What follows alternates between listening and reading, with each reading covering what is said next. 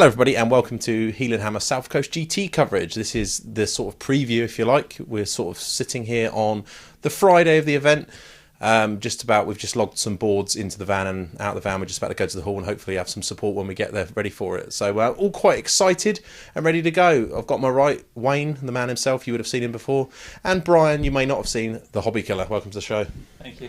This is us, faces for radio, as we often say. So hopefully you enjoy this. It's just a little bit of a chat, just to put you guys in the picture, and there should be a lot of coverage over the weekend, just letting you know about the event, really, letting you see what it looks like from a player's perspective, and you know we've got some good places we can get some video, so hopefully you'll enjoy this. So please do subscribe to the channel and keep an eye on the videos as the weekend goes on. So guys, are we looking forward to it, Wayne? Excited for the event? Yeah, it's come around very quickly. Obviously, we're going to America in a few days we've had. Yeah, I'm looking forward to it. Once we've got the boards in the van and we brought them back here, then I know they're kind of not damaged, because we had a bit of an issue with the roof. A kind of massive hole that's in the roof, the shed that we keep them in. Well, the garage. That was a little bit close. We went in there. You'd see a picture on our Instagram or our Twitter of the boards that weren't so lucky, got absolutely drenched and ruined. So we were slightly concerned. That's why we've got a bit of time to kill now. We were a bit concerned that we'd have to go and replace every single board, but we did get lucky with that in the end, didn't we? Yeah, very lucky. It was kind of almost like an act of God, because the water that come in from the roof, there was just like a dry patch that went right round the boards. And literally, it was probably about 3 inches, wasn't it, around the boards. It just stayed dry. So, yeah, maybe someone's looking down upon us. Yeah. No, it's been good. So, I mean, the weather here, we often say is kind of the start of spring. It always seems to be sunny. I mean, we're sitting here now in the best place we could to get some decent light, because it was sunny this morning and it's now sort of overcast and cloudy. But looking at it, I think it might be quite sunny this weekend, do you think? Yeah, weather's usually good. Last year was raining, wasn't it? We had a bit of bad weather, but every year apart from last has been good. And I think this year's going to be fine, as long as it's dry. You know, it's the start of summer. It's usually pretty sunny. It'd be fine. It'd be good. Good. And what are you most looking forward to this weekend in terms of, what do you want to see? What are you excited about? I actually, strange enough, want to sit down and watch some Skaven matchups, because after playing last weekend, I actually want to see how other people play Skaven and actually watch. I don't, it's finding time to do that, obviously, with everything else that's going on, but I want to do that. And it'd be interesting to see what the painting stand is like this year, because obviously with some tournaments it's very up and down. You go to some tournaments, it's fantastic, you go to other tournaments. So it'll be interesting to see whether, how many good armies are going to be here, because some of, like Steve Rennie done well last year, isn't going to be here this year. So it'd be interesting to see who fills the spots and who's in the running for painting. Who steps up to the mark, yeah? Yeah, absolutely, yeah. Because hopefully we'll see a couple of armies we haven't seen before, and that'd be good. And obviously we've got there's some names that we know that are going to bring some nice armies. So yeah, I'm just hoping to see something new.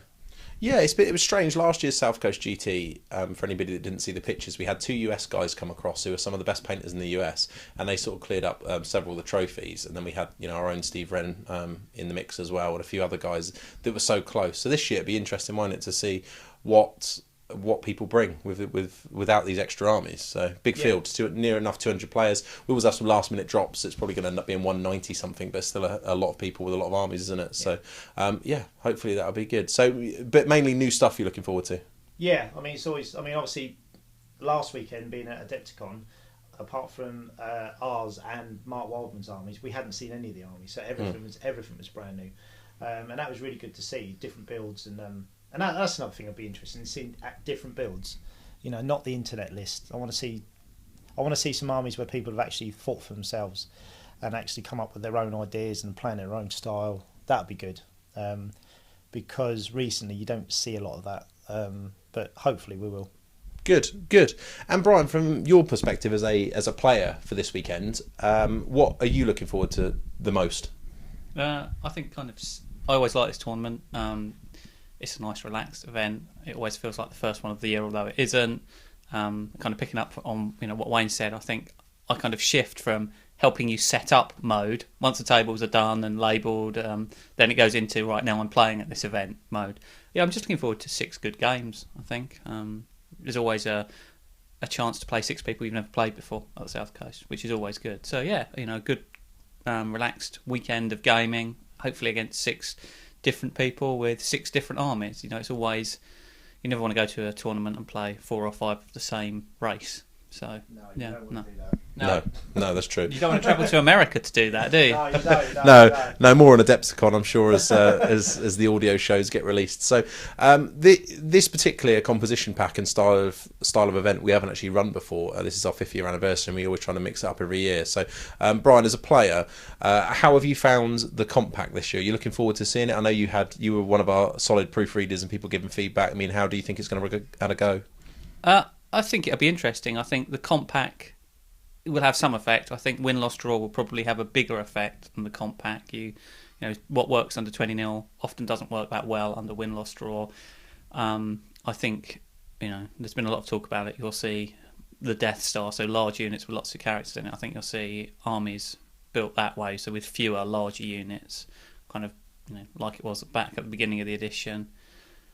I think we'll see a lot of that. I've personally gone for kind of a fairly standard list with lots of different elements, so you know it should be okay in most matchups. But it's fun to play with. I like playing with all the units in the list, and I think that's where I am kind of in my gaming career. You know, wanting to be competitive, but also wanting to have a list that I enjoy playing with. So I think some of the touted lists that are meant to be powerful under this comp are not necessarily powerful, but most importantly, be really dull to play with.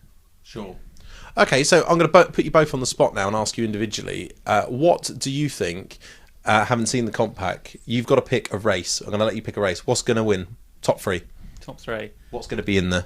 I think Demons will be in there because I think they're good under most comp packs. You know, they've got lots of flexible units in the book, and the Reign of Chaos table can often help them more than hinder them, generally.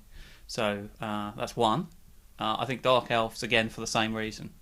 They're a new book. It's going to be you, is it? No. I'm not saying that. No, but I think they've got lots of flexibility. And my pick up on that. I think my list will be quite different to a lot of people's. There, you know, I haven't gone the Warlock bus or the Cavalry bus. It's more infantry heavy.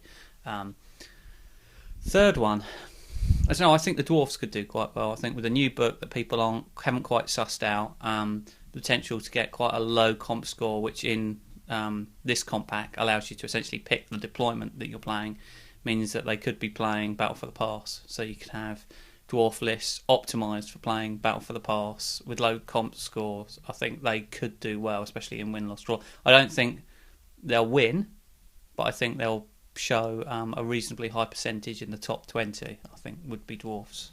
Could be wrong, but you know, that's my kind of gut feel. I think it's a good shout. What about you, Wayne? I'm thinking Wood Elves, Beastmen. Well, they're going to have high comp scores. The only thing I haven't seen the lists so far, but I have seen how many races, the average comp scores and the comp scores for the lists, because I've had to data entry it. And there are some big comp score lists out there. And the way this works at this event is it's a separator. So in the final standards, it's how many battle points you've got. Tournament points, which is your painting and your battle together. And then it's a separator of missions achieved, and then your comp score before victory points as a 4th final separator. So the comp will have an effect, and it's also got some small in-game bonuses. But I mean, so yeah, how do you? So what's your serious podium places? I think Demons. I agree with Bryan on that. I think Demons are kind of the comp doesn't really affect them a lot of the time because the book is quite versatile. There's not really any bad choices in the book, so that you know. I think Warriors will be out there. I think Warriors are just that. I mean, there's one thing when Warriors are very, very good in the hands of an average player. You get them in the hands of a good player, they can be devastating. And Dark Elves, because I mean, the thing with Dark Elves, I think it's all going to come down to the list, and the player using it, because they're the same thing in the hands of a good player. Dark Elves are just really, really hard to play against. But hopefully, we'll be surprised. I don't think Dwarfs will be in there. I think Dwarfs are kind of as they were before. You know, the only difference now is the Iron Drakes, but it's just another shooting unit. So I think I would say Demons, Dark Elves, and Warriors. Great, good call. Sounds like a little bit like it's going back to 2009 when we first ran this event. It was pretty dominated by Dark Elves and Demons. So let's hope it's not quite the same. So what do you think? I think it's going to be a tough call. I don't think. I haven't seen, although I have seen the players, I haven't taken note of which decent players are playing.